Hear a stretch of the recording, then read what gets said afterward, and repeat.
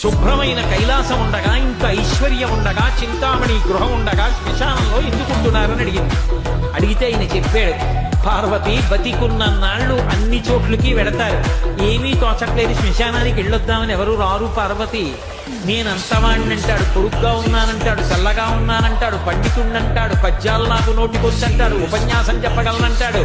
నాకు పాటలొచ్చంటాడు, నేను నాట్యం చేస్తానంటాడు, నేను అధికారినంటాడు, నా దగ్గర డబ్బు ఉందంటాడు, నేను పాట పాడగలనంటాడు. ఇన్ని ఉన్నాయనుకున్న వాడిలోంచి ఊపిరి బయటికి వెళ్ళిపోయిన తరువాత వాడిని తీసుకెళ్లి 4 కొత్త కర్రల మీద పడుకోబెట్టి, చాప చుట్టి తాడు కట్టి పైన